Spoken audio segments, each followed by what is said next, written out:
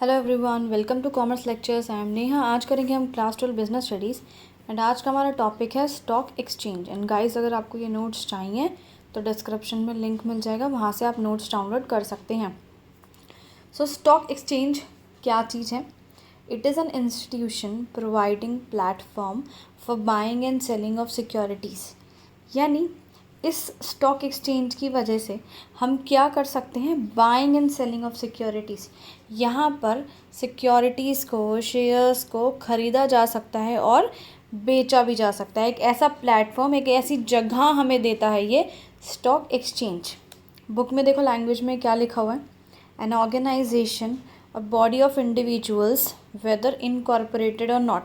ठीक है, एक ऑर्गेनाइजेशन है ये। इनकॉर्पोरेटेड और नॉट का मतलब है चाहे रजिस्टर्ड हो चाहे ना हो, कोई फ़र्क नहीं पड़ता।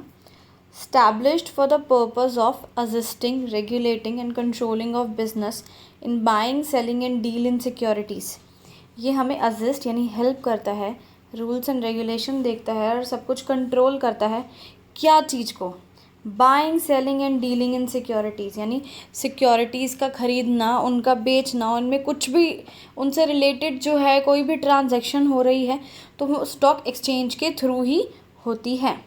सबसे पहला स्टॉक एक्सचेंज कौन सा है इंडिया में? Bombay stock exchange.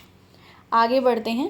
फंक्शंस क्या हैं स्टॉक एक्सचेंज के? याद रखना है, इसको हम सेकेंडरी मार्केट भी बोलते हैं स्टॉक एक्सचेंज को। तो सबसे पहला आपका फंक्शन है यहाँ पे इकोनॉमिक बैरोमीटर। क्या मतलब है इसका? स्टॉक एक्सचेंज क्या चीज़ है? पल्स ऑफ इकोनॉमी या इकोनॉमिक मिरर। यानी ये हमारी इकोनॉमी को दिखाता है कि है कैसी हमारी इकॉनमी, ग्रो कर रही है, नहीं कर रही है, रिसेशन चल रहा है, बूम चल रहा है, डिप्रेशन चल रहा है, क्या चल रहा है हमारी इकॉनमी में फ़िलहाल। ठीक है, it measures economic condition of the country. वही बात लिखी हुई है, हमारे देश की इकोनॉमिक कंडीशन को बताती है कि हमारे देश का फ़िलहाल क्या हाल है।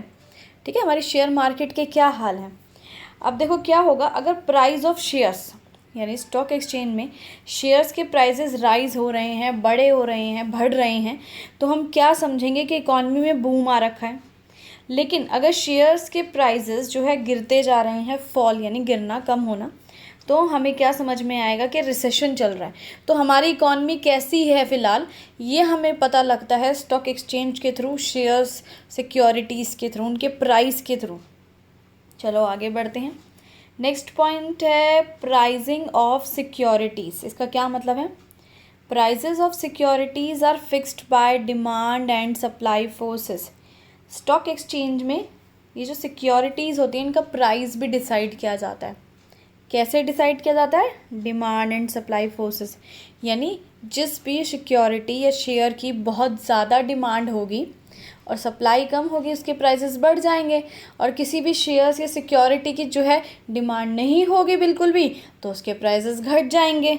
ठीक है, ऐसे प्राइस फिक्स होते हैं यहाँ। प्रॉफिटेबल ग्रोथ ओरिएंटेड कंपनी, अगर कोई ऐसी कंपनी है जो बहुत प्रॉफिट अर्न करती है, बहुत ज़्यादा ग्रो कर रही है, तो भाई जाहिर सी बात है उसकी डिमांड बहुत होगी सिक्योरिटीज़ की, क्योंकि प्रॉफिट कर रही है तो डिमांड तो होगी जब कंपनी आगे बढ़ रही है, तो उसके हाई प्राइस रखे जाएंगे। लेकिन कोई ऐसी कंपनी है जो लॉस में जा रही है तो उसके शेयर्स की डिमांड नहीं होगी, तो उसके प्राइसेस जो हैं कम होंगे। ठीक है, ऐसे प्राइस फिक्स होते हैं। नेक्स्ट है सेफ्टी ऑफ ट्रांजैक्शंस। यहाँ पे कोई भी ट्रांजैक्शन आप कर रहे हो, चाहे ख़रीदने की सिक्योरिटीज़ चाहे बेचने की, बिल्कुल सेफ़ है। क्यों?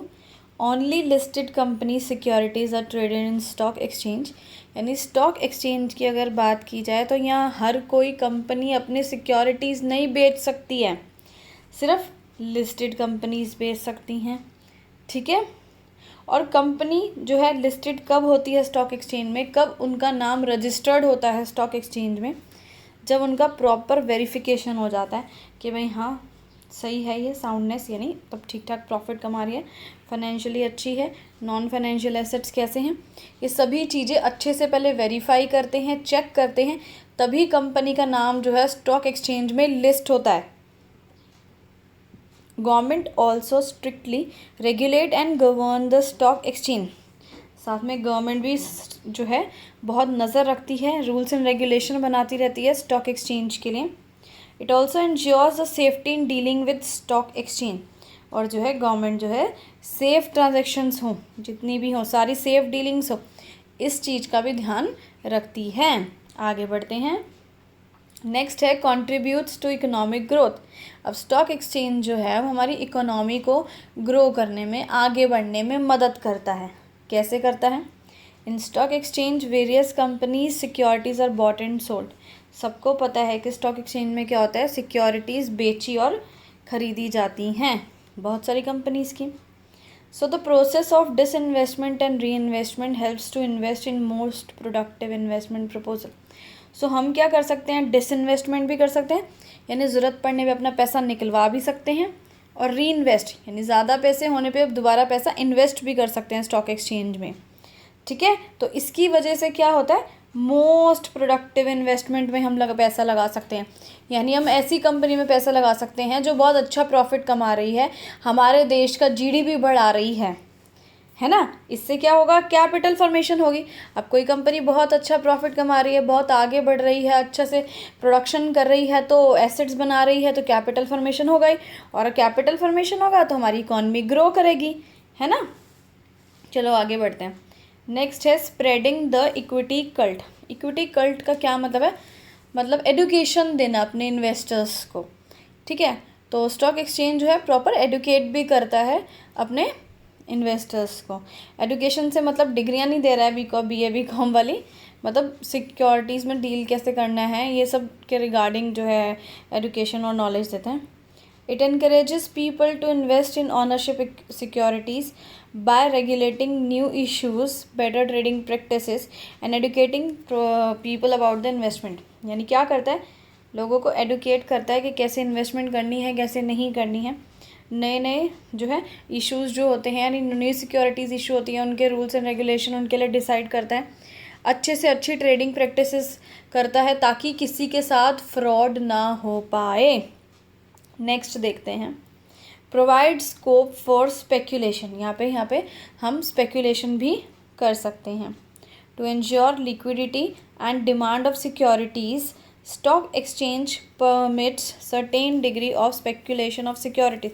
स्पेक्यूलेशन होता है ना, जैसे फ्यूचर को लेकर से अंदाज़ा लगाना कि हाँ नहीं, इस जो है कंपनी के शेयर्स के प्राइसेस बहुत अप जाएंगे, ये ख़रीद लो, ऐसे थोड़ा सट्टा टाइप हम बोल सकते हैं। सो इसमें क्या होता है कि लिक्विडिटी बनी रहे, सिक्योरिटीज़ की डिमांड बनी रहे, इसलिए जो है थोड़ा बहुत जो है कुछ स्पेक्यूलेशन अलाउ होता है। परमिट से नहीं, परमिशन हमें मिलती है, क्योंकि यार अगर हमें नहीं पता होगा कुछ भी कि कौन से, थोड़ा सा हम अपनी तरफ से अंदाज़ा नहीं लगाएंगे, रिस्क नहीं लेंगे, थोड़ा एक जुआ जैसा ही होता है शेयर मार्केट, है ना, है तो फिर कौन शेयर्स खरीदेगा, कौन नहीं खरीदेगा, सब बेकार हो जाएगा, कोई नहीं खरीदेगा। अगर हमें उम्मीद होगी कि हाँ ये कंपनी है भाई, इस कंपनी के ना शेयर्स बढ़ने वाले हैं, प्राइस बढ़ने वाले हैं, तो लोग फटाफट से उसमें इन्वेस्ट करेंगे, है ना, या इसके घटने वाले हैं तो वहाँ से पैसे निकाल लेंगे, ये अलाउ होती है थोड़ी बहुत चीज़ें। नेक्स्ट है लिक्विडिटी। लिक्विडिटी शब्द का मतलब है कि किसी भी चीज़ को कैश में ईजिली कन्वर्ट कर देना।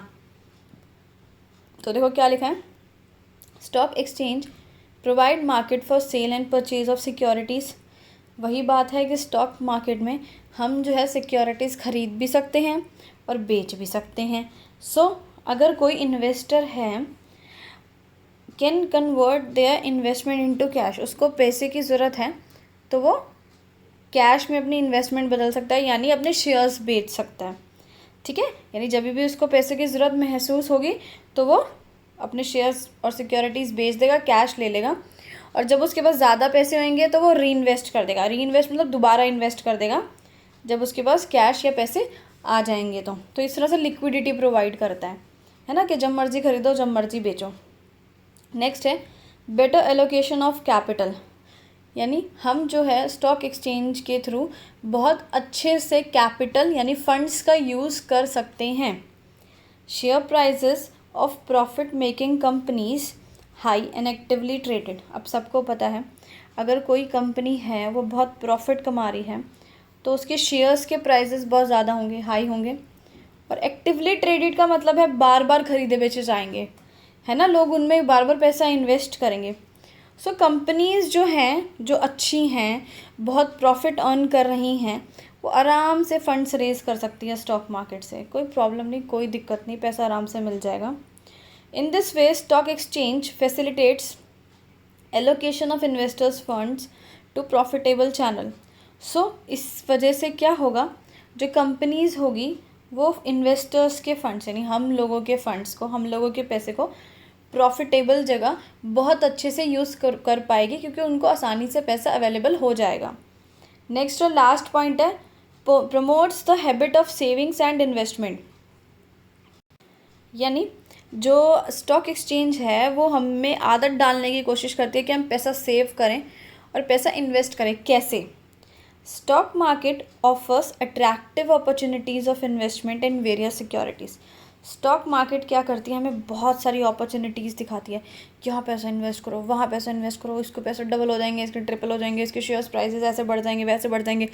एक तरह से लालच सा देती है हमको, जिसकी वजह से हम लोग जो है एनकरेज रहते हैं कि भाई सेव मोर, यानी पैसा बचाओ और उसे इन्वेस्ट करो। ठीक है, कॉर्पोरेट सेक्टर में यानी कंपनियों में इन्वेस्ट करो, गोल्ड और सिल्वर में नहीं करो। ठीक है, वो तो चोरी हो जाता है होने का डर रहता है बहुत, आजकल तो गले से भी चेन खींच के ले जाते हैं। पैसा जो है शेयर्स में इन्वेस्ट करो, सिक्योरिटीज़ में इन्वेस्ट करो। इसके बाद वीडियो खत्म हुआ। Thanks for watching this video. Please like and subscribe.